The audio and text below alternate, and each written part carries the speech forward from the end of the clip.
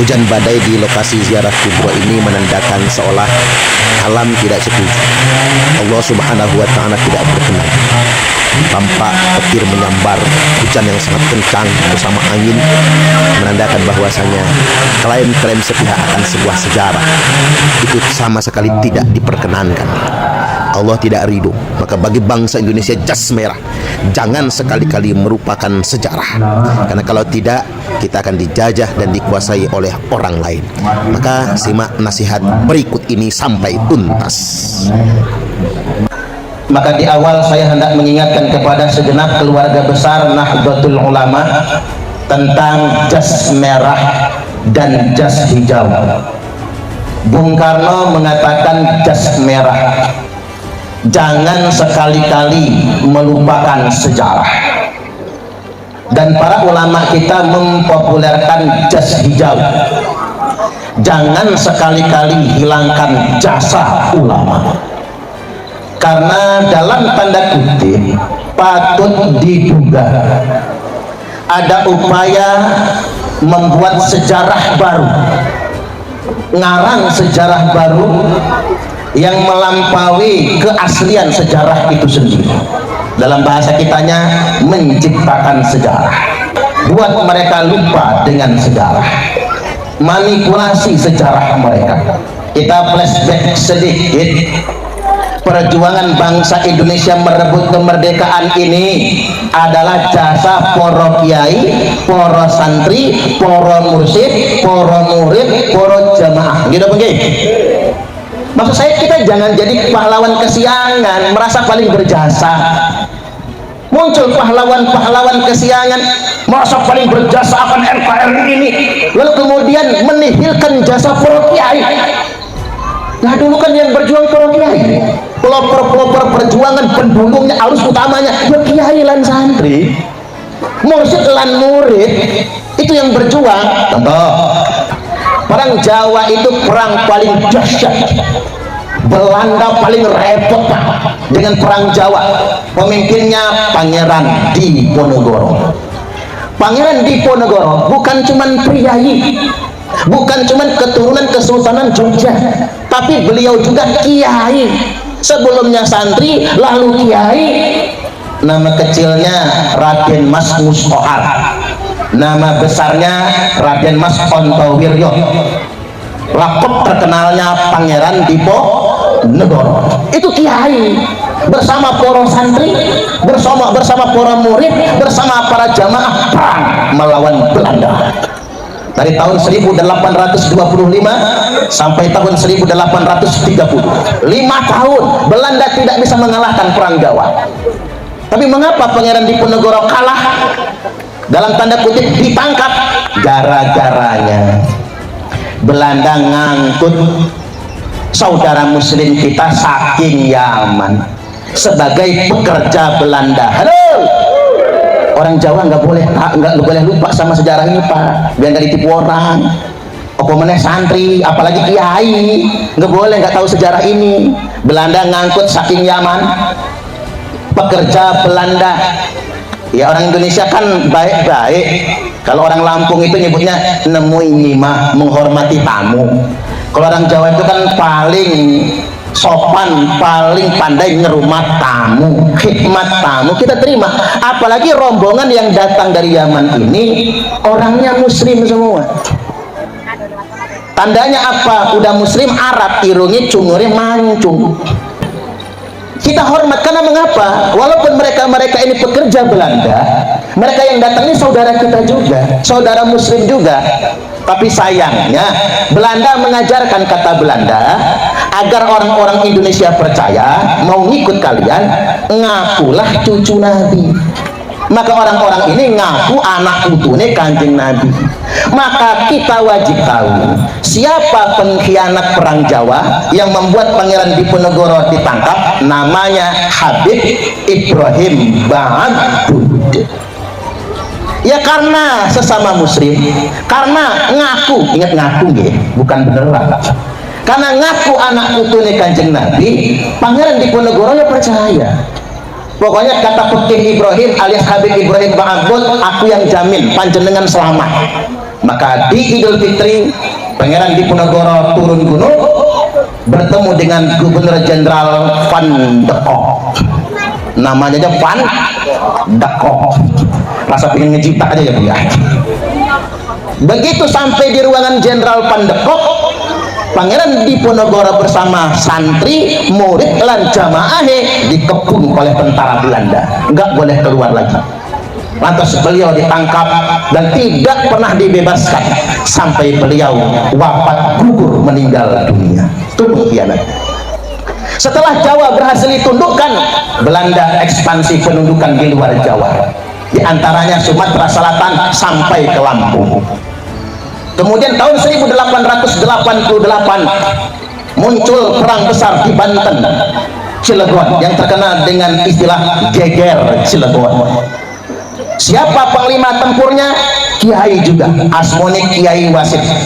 Kiai Wasit niku Pak, muridnya Kiai Abdul Karim Tanara.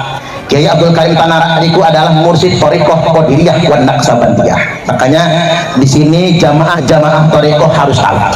Thariqah itu bagi orang luar bisanya cuma tawajuhan sepertinya, bisanya cuma wiridan sepertinya, tapi ingat Bapak Ibu, saat dibutuhkan jamaah Thariqah yang paling depan perang melawan penjajah. Itulah jamaah Thariqah Mbah Abdul Karim Tanara. Kiai Abdul Karim Tanara ini sinten? Sepupune Syekh Nawawi Tanara Al-Jawi Al-Bantani, yang kemudian mukim di tanah suci, wafat di tanah suci, menjadi pemimpin ulama tanah Hijaz, Mekah dan Madinah. Mengapa beliau tidak pulang ke tanah air? Karena kalau pulang langsung ditangkap oleh Belanda. Geger Cilegon, perang besar di tanah Banten yang dipimpin oleh Kiai Wasit.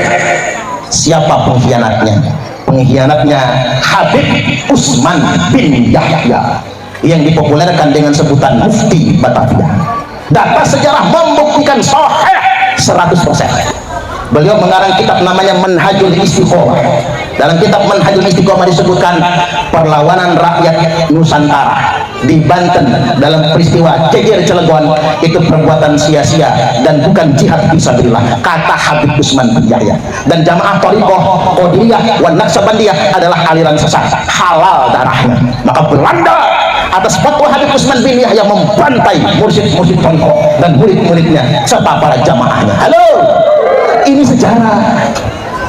Kalau jamaah nggak tahu saya maklum, tapi kalau kiai nggak tahu berarti nggak belajar sejarah. Kalau santri wajib tahu. Ini pengkhianatan orang yang ngaku anak putu ini Kanjeng Nabi, yang disebut dengan Habib Usman bin Yahya, kerjasama dengan siapa? Snow Horgroni. Kita sering baca sejarah, siapapun minat bangsa Indonesia, kita nyebutnya Snow Horgroni, seorang orientalis. Snow Horgroni naik haji, namanya menjadi nama Islam, ngakunya kiai, tapi kita lupa siapa kongsinya, yakni Habib Usman bin Yahya. Hati-hati, pengkhianat. Kita ini kadang-kadang Bapak Ibu dihanati oleh temen dewe, kawan sendiri. Maka Indonesia ini sulit merdekanya dulu. Berlanjut tahun 1903, dari tahun 1888 ke tahun 1903, kawasan Nusantara yang paling terakhir dijajah karena sulit ditundukkan adalah Aceh. Dari seluruh kawasan Nusantara yang paling belakangan ditundukkan Aceh, karena Aceh itu ngelawan. Tapi kapan Aceh kalah ditundukkan? Saat dimasukkan Habib Abdurrahman Az-Zahir. Habib Abdurrahman Az-Zahir adalah pengkhianat bagi bangsa Aceh, bagi rakyat Aceh, bahkan bagi rakyat Nusantara. Ketika Aceh bisa dikalahkan, diduduki oleh Belanda, Habib Abdurrahman Az-Zahir dicomot Belanda, dipulangkan ke Yaman dengan selamat. Kita prihatin yang mengkhianati kita, kawan kita dewe, sama-sama muslim, ngaku nih anak putune Kanjeng Nabi. Makanya kita susah merdeka, menjegal kawan seiring, menggunting dalam lipatan, menjadi para dalam sekam, karena kita sendiri menjadi bui dalam daging. Kalau kata setelah kita merdeka, Ki Hajar Dewantoro itu punya tagline untuk memperbaiki keadaan. Apa kata Ki Hajar Dewantoro? Ing ngarso sung tulodo, ing madya mangun karso, tutwur handa yani.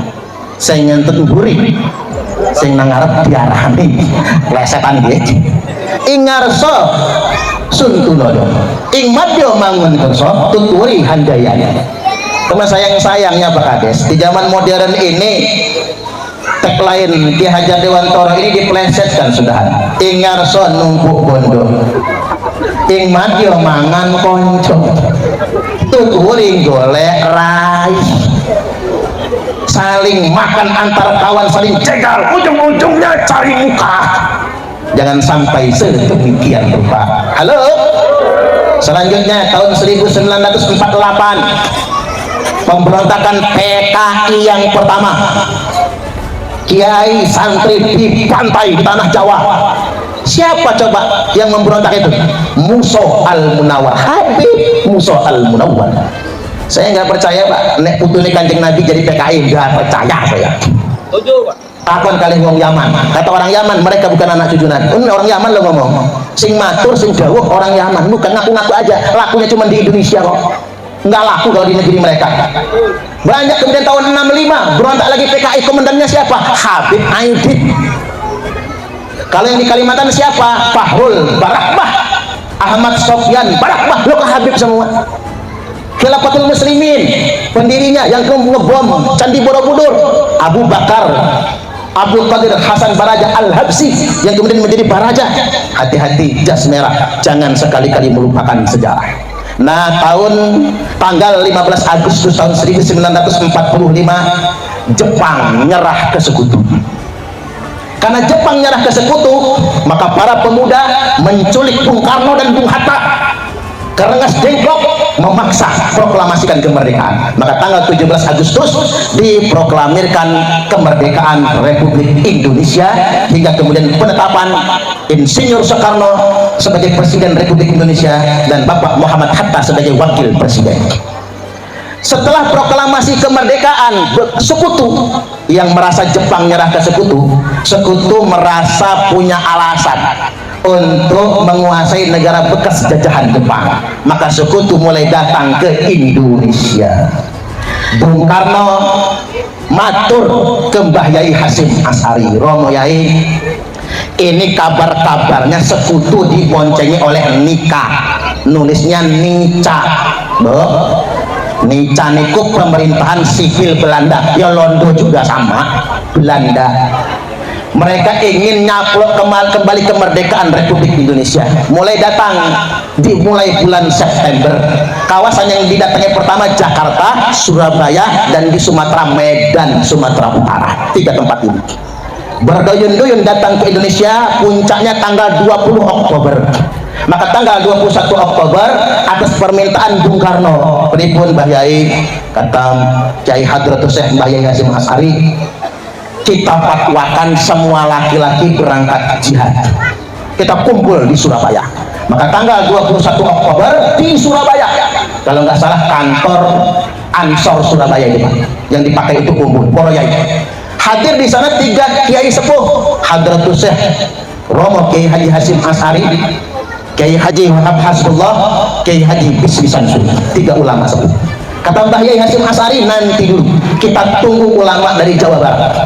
Maka hadir kemudian Kiai Haji Abbas Abdul Jamil atau Mbah Abbas Buntet, kemudian yang berikutnya Kiai Satori dari Arjo Binangun, kemudian Kiai Amin dari Babakan Caringin, kemudian Kiai Sudai dari Indramayu. 7 kiai sepuh sudah kumpul. Kemudian dibuat draftnya tanggal 22 Oktober, dibuatlah draft dan ditandatangani resolusi jihad atau fatwa jihad yang ditandatangani oleh Romo Hadratus Syekh Kiai Haji Hasyim Asy'ari, yang kurang lebih bunyinya begini: semua laki-laki dalam jarak 2 marhalah 94 km wajibnya fardu ain perang melawan sekutu dan Nica alias Belanda. Sedangkan di luar 94 km hanya fardu kifayah saja. Maka berduyun-duyun berangkat pecah perang dengan sekutu tanggal 27 Oktober. Puncaknya tanggal 30 Oktober santri berhasil mengeksekusi Jenderal Malabi. Gegerlah dunia internasional geger, jenderal mati yang menewaskan santri. Makanya puluhan ribu santri lan kiai setanah Jawa berangkat perang di Surabaya. Ya jenderal mati, jenderal sekutu yang mati ini orang Inggris. Inggris ngamuk, kirim pesawat tempur, puncaknya 10.000 hingga 20.000, bahkan katanya lebih. Kiai, santri, murid, jamaah, pejuang-pejuang Nusantara gugur di tanggal 10 November tahun 1945. Saking banyaknya yang gugur, nama-nama beliau tak tercatat dalam sejarah. Jangan-jangan ada yang namanya Bejo, mungkin ada yang namanya Suparman, ada itu. Masa nggak ada Suparman? Suparman itu nama terpopuler nomor 8 se-Indonesia Raya tercinta ini. Bahkan sampai Amerika Suparman bu, itu Superman. Ya sama aja. Nama-nama mereka tak tercatat Bapak Ibu. Saking banyaknya yang gugur, saking banyaknya yang syahid, maka pemerintah kita mengapresiasi jasa para pahlawan tersebut dengan menetapkan 10 November sebagai Hari Pahlawan dan 22 Oktober sebagai Hari Santri Nasional. Makanya jas merah jangan sekali-kali melupakan sejarah, jas hijau jangan sekali-kali hilangkan jasa para ulama. Dan kita harus tahu betul siapa lawan, siapa kawan. Nah, itu kan materi PDPKP itu. Siapa lawan, siapa kawan, tahu betul. Jangan sampai kita salah mengidentifikasikan. Begini, halo, mengapa saya penting memetakan mana kawan, mana lawan? Jangan terjebak dengan musang berbulu domba. Nah begini Bapak Ibu, satu nyawa Jenderal Malabi harus kita bayar dengan 20.000 nyawa santri. Halo, satu nyawa Jenderal Malabi Pak harus kita tebus dengan 20.000 nyawa para santri. Mengapa demikian? Artinya kita belum maju, terlalu mahal bayaran yang harus kita berikan Bapak Ibu, terlalu mahal. Bahkan jangan-jangan Pak, kalau Australia invasi Indonesia atau Amerika invasi Indonesia, akan muncul banyak kembali korban Bapak Ibu. Karena apa? Karena satu, kita tidak bersatu. Coba kita reken dulu Pak. Amerika itu jumlah rakyatnya kalau nggak salah 345 juta sekian. Tapi mengapa Amerika maju? Jawabannya people. Apa itu people? Masyarakatnya bersatu, nggak bisa diadu domba. Itu orang Amerika. Walaupun mereka beda pilihan, mereka nggak bisa diadu domba. Cuma dua partai kok yang berkuasa di sana. Kalau nggak Demokrat, Republik, Demokrat. Lah kita baru beda pilih presiden, udah cebong sama kampret. Ada yang sampai cerai anak bini Pak gara-gara lakinya milih Jokowi, bininya milih Prabowo. Berarti lakinya kecebong dong, bininya kampret, anaknya kecipirit katanya. Sampai segitunya Pak. Cina itu punya beban demografi luar biasa. Jumlah rakyat Cina saat ini Pak 1,4 miliar. Sekitar tahun 60, 70, 80 orang Cina pening. Mau dikasih empan makan apa nih? Mau diempanin apa rakyat Cina itu? Saking banyaknya hanya dibuangin ke laut, katanya sih dibuangin ke laut Pak. Yang bisa berenang sampailah ke Pulau Bangka Belitung, yang akhirnya melahirkan Ahok. Ahok itu kan hasil perjuangan bangsa Cina yang mampu menyelamatkan diri setelah dibuang ke laut Pak. Makanya Ahok itu orangnya wanian, karena sudah teruji dalam sejarah, sudah teruji. Mereka berlayar, makanya di Palembang banyak orang Cina. Sampai Palembang ya bukan orang Palembang ahlinya, orang Cina. Karena mereka dulu dibuang di negerinya, mereka nggak bisa makan di sana. Tapi sekarang Cina punya kekuatan ekonomi mengalahkan Amerika Serikat. Ketar-ketir Amerika saat ini Pak. Teknologinya sudah mengalahkan Amerika Serikat. Cuman persenjataannya saja dia masih kalah sama Amerika. Bahkan Cina setelah diembargo Amerika dan Eropa nggak dikasih satelit, Cina inisiatif menerbangkan satelit sendiri ke ruang angkasa.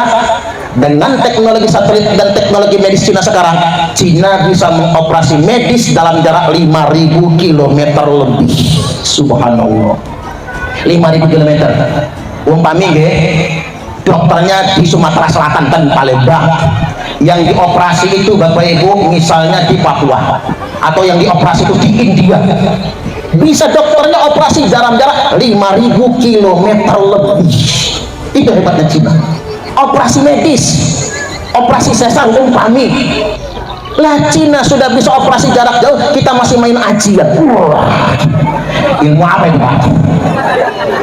Halimunan mungkin namanya ya. Kita masih ke sono pikirannya Bapak Ibu. Nah coba Amerika Serikat bikin pesawat siluman F-35. Pesawat siluman F-35 ini Pak, warnanya hitam, tidak terdeteksi radar. Jangankan video kamera, radar pun tidak bisa mendeteksinya. Saking canggihnya pesawat siluman ini. Amerika, Israel punya pesawat siluman F-35, Cina juga menyainginya dengan teknologinya. Iran melawan dengan rudal hipersonik.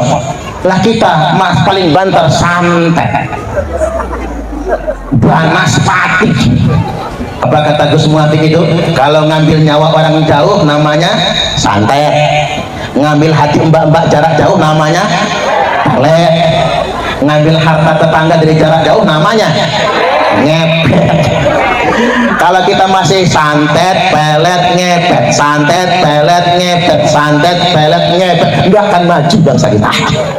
Selamanya kita akan dikuasai orang lain. Ayo, sekarang kita harus bersatu, saling menguatkan satu sama lainnya. Kita bangun teknologi yang canggih, rawe-rawe rantas, malang-malang tuntas, cancut caliwondo. Duduk sama rendah, berdiri sama tinggi, merunduk sama rata, tegak pun tanpa raja, saling menguatkan satu sama lainnya. Cocok atau cocok? Kami adalah laskar Sabilillah, pecinta wali